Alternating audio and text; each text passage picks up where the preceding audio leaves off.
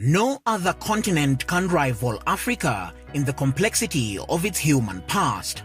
Home to 1.2 billion people, the world's second largest population and second largest continent after Asia, the name Africa has always been intriguing.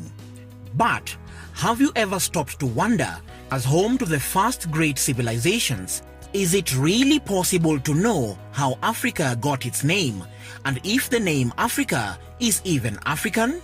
Is this the name ancestors used to refer to the motherland? And if Africa and Africans were robbed of their inherent way of life, their culture and their history thanks to slavery and colonization, what if they were also robbed of the knowledge of the motherland's true name? This episode of Reason Africa was made possible by our fans on Patreon. If you'd like to gain early access to these videos before they are uploaded to YouTube, please consider supporting our channel on patreon.com/ReasonAfrica. As they say, what is in a name? That which we call a rose by any other name would smell as sweet. This famous line from William Shakespeare's Romeo and Juliet is often used by those who underrate the importance of names in their attempt to play down the importance that so many people tend to place on them. This profound saying suggests that what matters is what something is and not what it is called. Simply, it means the names of things cannot affect what they actually are. If we adopt that interpretation, then the name Africa would be a name that in fact holds no meaning. So the question remains, what exactly is in a name? Well, history is in a name, tradition is in a name, family lineage, the past, the future, heritage and depth of culture are in a name. Honor and respect can all be found in a name. Therefore, the history of how Africa came to be named Africa is a profound question. According to many historians, what we today know as Africa is not the continent's true name. For a long time, the historical origins of the name Africa have been in dispute. A school of thought argues that the name Africa never originated from within the people, and her people never associated with the name. The theory suggests that the name Africa is derived from the name of a famous Roman invader named Leo Africanus, whose writings were used for some 400 years as one of Europe's principal sources of information about Africa. Following a series of wars between Rome and the ancient North African Empire of Carthage, which is present-day Tunisia from 264 BC to 146 BC, and victories in the Second Punic War, it is believed the name Africa was derived from the Roman invader's name. He later wrote a book titled A Geographical History of Africa, written in the 1400s, and he focuses on only the northern part of the continent. It is believed he never traveled south of the Sahara.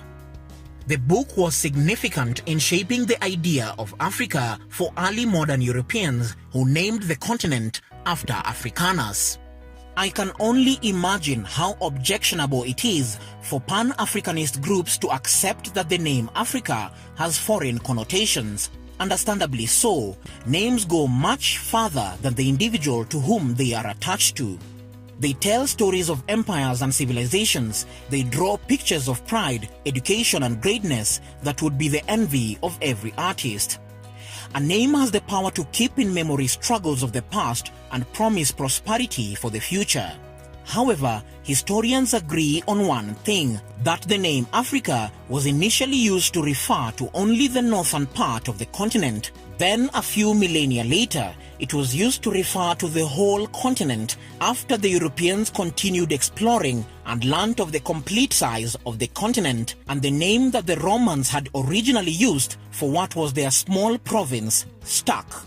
African historians vehemently disagree with the Louis Africanus theory, poking holes in the hypothesis and citing two reasons. First, Louis is a French name of German origin.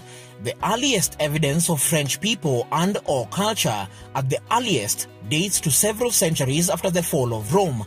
Therefore, no Roman would have been named Louis. And second, referring to him as a European invader implies some cultural solidarity between the Romans and other European people.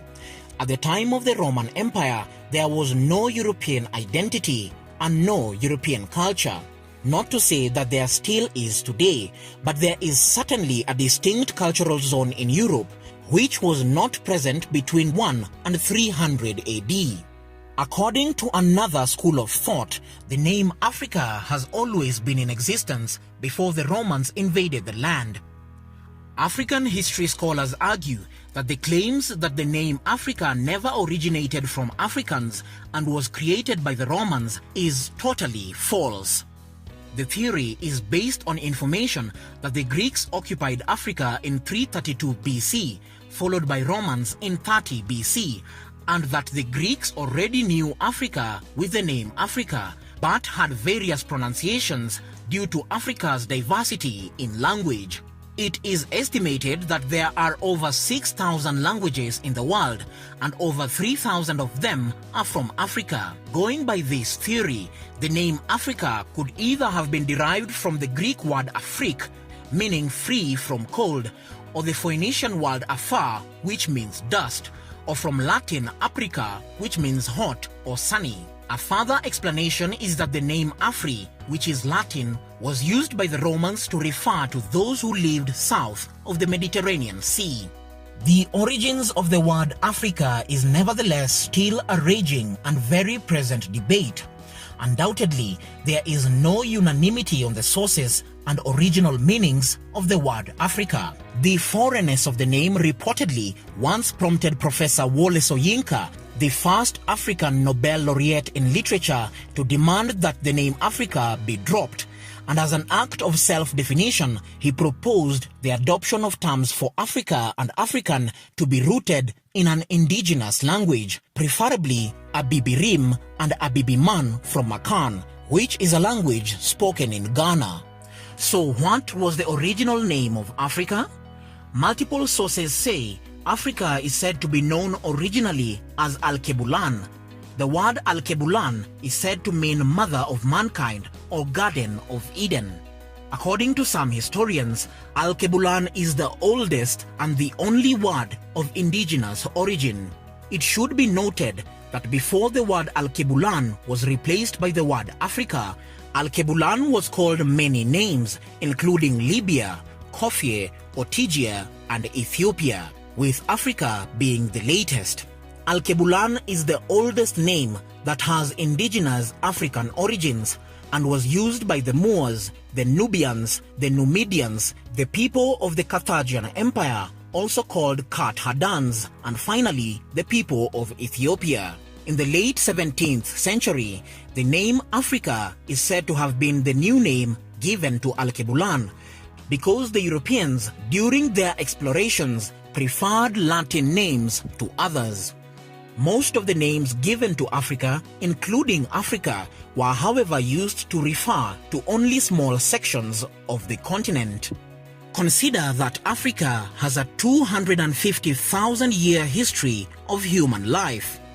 While most of that is unrecorded, humans were almost certainly using language early on, and it can be said definitively that they had a name or names for the continent.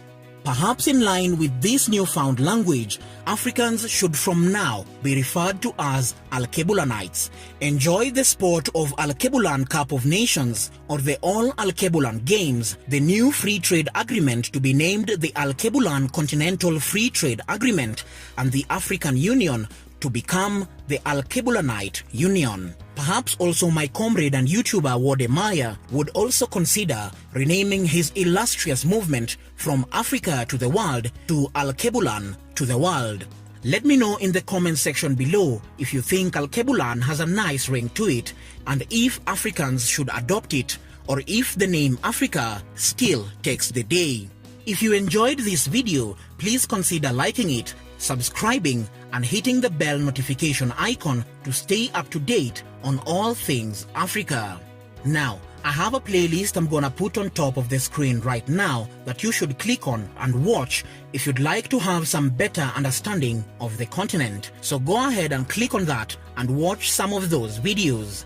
Thank you so much for watching. I'll see you Next time